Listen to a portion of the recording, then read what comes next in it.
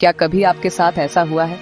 आप एक सेफ जगह में हैं, आपके अपने लोग, एक अच्छा माहौल, सब कुछ ठीक, लेकिन फिर भी आपका सीना भारी लग रहा है, दिल तेज धड़क रहा है, पेट में अजीब सी हलचल, और आप खुद से पूछते हैं, ऐसा क्यों हो रहा है?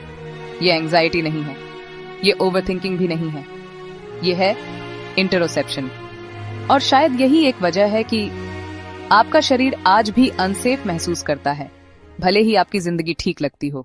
अनाया 25 साल की है, एक अच्छी नौकरी, कुछ अच्छे दोस्त और एक प्यारा सा डॉग लियो। लेकिन हर सुबह वो उठती है ऑलरेडी टेंस। न कॉफी मदद करती है, न म्यूजिक, न गर्म शावर। मीटिंग में उसका चेस्ट टाइट हो जाता है, भीड़ में उसका पेट नॉट्स फील करता है। एक बार उसके थेरेपिस्ट ने पूछा, तुम्हारा शरीर तुमसे क्या कहने की कोशिश कर रहा है? लेकिन अनाया के पास कोई जवाब नहीं था। इंटरोसेप्शन का मतलब है आपके दिमाग की एबिलिटी कि वो आपके शरीर के अंदर क्या हो रहा है ये महसूस कर पाए, जैसे भूख लगना, प्यास लगना, दिल की धड़कन महसूस होना या पेट में नॉट्स फील होना। ये आपके शरीर का सिक्स्थ सेंस है।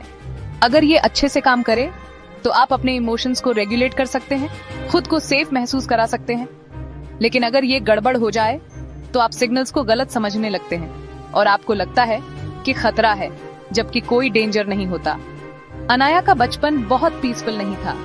उसके मम्मी पापा अक्सर लड़ते थे। बचपन में उसने खुद को इनविजिबल बनाना सीख लिया। उसका छोटा सा शरीर हर वक्त अलर्ट रहता था, दिल की तेज धड़कन, पेट में टेंशन, तेज सांसें। धीरे धीरे उसका नर्वस सिस्टम यही मानने लगा कि जब शरीर टाइट हो तभी हम सेफ हैं, और जब सब शांत हो तो शायद खतरा पास ही है। तो आज जब सब कुछ नॉर्मल होता है तब भी उसका शरीर उसे अनसेफ फील कराता है। इंटरोसेप्शन सिर्फ शारीरिक फीलिंग्स तक सीमित नहीं है, ये अफेक्ट करता है आपकी डिसीजंस, आपकी इमोशनल अवेयरनेस और आपकी रिएक्शंस। आप एंजाइटी को भूख समझ सकते हैं, आप बॉडी पेन को इग्नोर कर सकते हैं, किसी के कुछ बोले बिना भी आपको रिजेक्शन महसूस हो सकता है, और फिर आपका खुद का शरीर एक अजनबी जैसा लगने लगता है। क्या इसे ठीक किया जा सकता है? जवाब है हाँ, हो सकता है। हीलिंग इंटरोसेप्शन की शुरुआत होती है ध्यान देने से। अपने आप से पूछिए, अभी मेरे शरीर में क्या सेंसेशंस हैं? क्या मैं इस फीलिंग को नाम दे सकती हूँ? क्या ये दर्द है, डर है, थकावट है?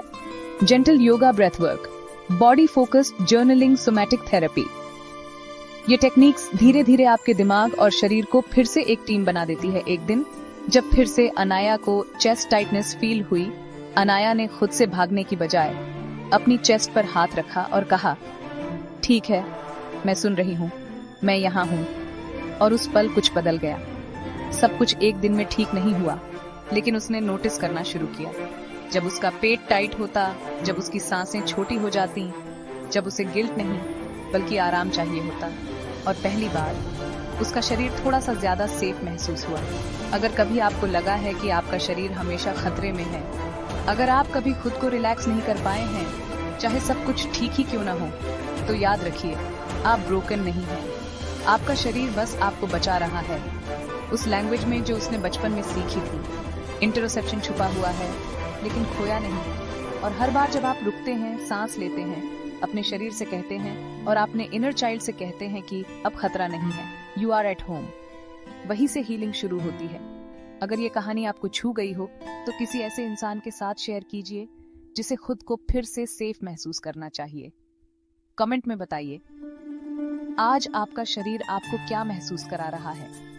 सब्सक्राइब कीजिए, क्योंकि हीलिंग तब होती है जब हम अपने दिमाग और शरीर को समझना शुरू करते हैं।